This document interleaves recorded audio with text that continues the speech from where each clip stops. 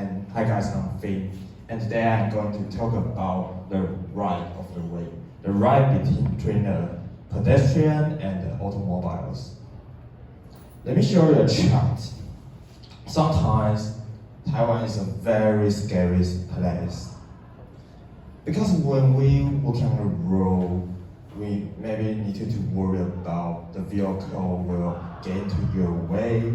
And compared to the nearby country, our accident rate is much higher, like 2 to 16 higher. We can compare to the Singapore, Hong Kong, or Korea. And that's a big deal.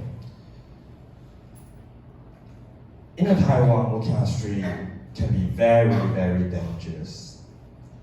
And we need to always be really careful to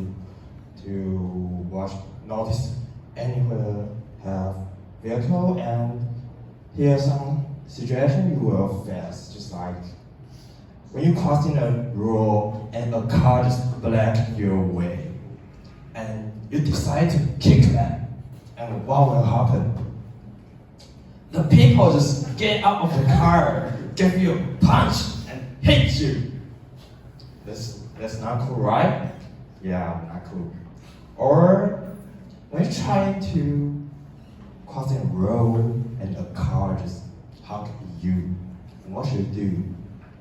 Of course, oh shit. Just hugs back, doing the same thing back. Like, yeah. And let's see the example 3. In this picture, you can see some of the kindergarten child is walking on the sidewalk, and it just suddenly disappeared. Like, where did that go?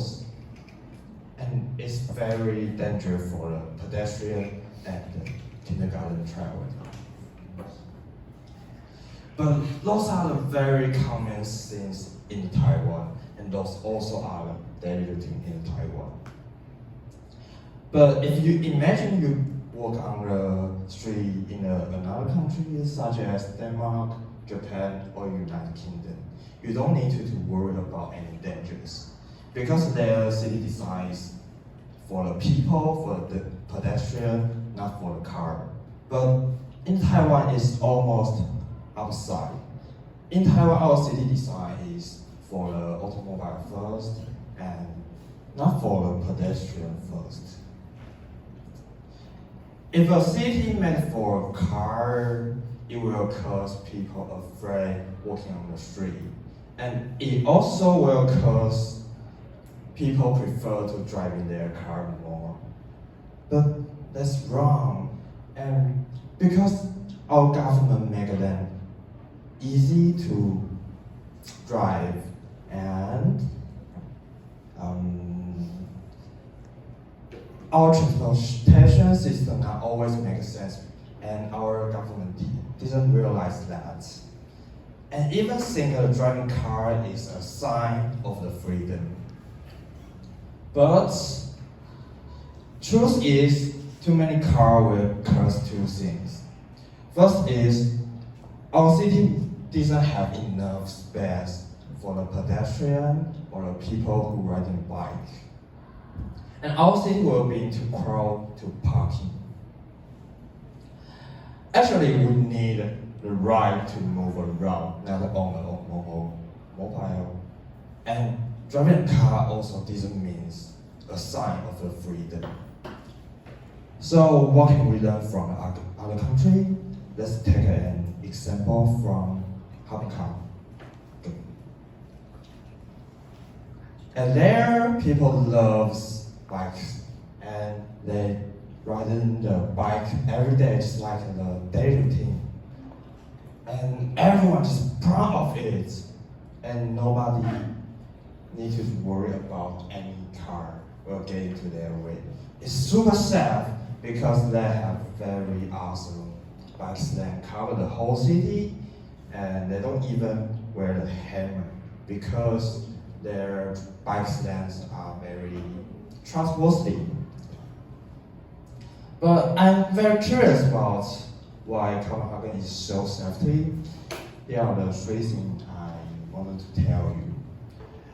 The people at there don't need to worry about any vehicle such as motorcycle and car and bus getting into your way.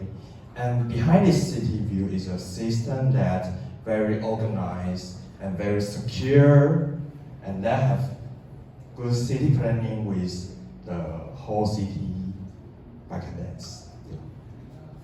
So, what's next for Taiwan?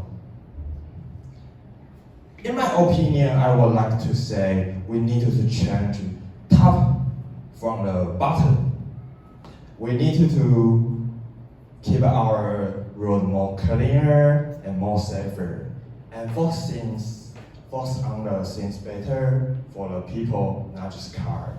And we should give the pedestrian more space and make sure everyone take responsibility to keep our street more cleaner and safer. Traffic safety not just rely on the pedestrian always being careful.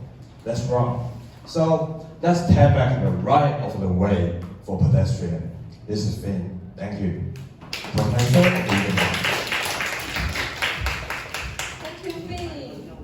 Thank you for sharing that a brilliant discovery of the health of the pedestrian. Yeah. Yes, and every time when I'm walking in the sidewalk, I was almost hit not only by